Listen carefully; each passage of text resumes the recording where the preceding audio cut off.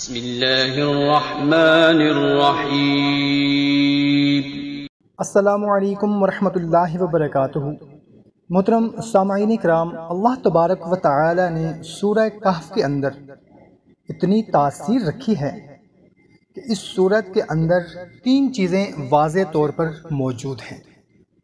Number 1، فتنوں سے بچنا، اللہ نے اس کے اندر تاثیر رکھی ہے۔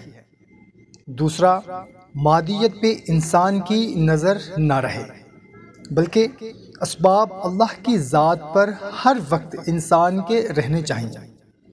اور تیسرا کہ باطل کے سامنے ڈٹ جانا چاہیے، تو اللہ اس انسان کو زندہ جاوید کر دیتے ہیں۔ سورہ کہف کے اندر اللہ رب العزت نے ایک تاثیر یہ رکھی۔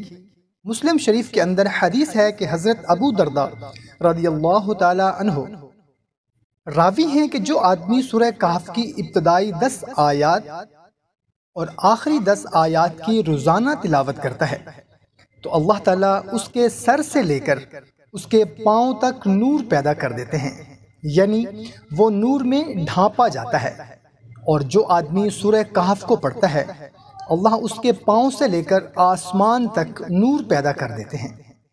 سورہ کہف جو انسان روزانہ پڑھتا ہے اور خاص طور پر جمعہ کے دن جو سورہ کہف کی تلاوت کرتا ہے، حدیث میں آتا ہے کہ اس آدمی کے پڑھنے والی جگہ سے لے کر بیت اللہ تک نور کی چادر پھیل جاتی ہے اور اس آدمی کے 1 ہفتے کے گناہ معاف ہو جاتے ہیں۔ اور جس جمعہ کو سورہ کہف پڑھے گا اس جمعہ سے اگلے جمعہ تک اللہ اس کو فتنوں سے بچا کے رکھے گا، وبائی بیماریوں سے بچا کے رکھے گا۔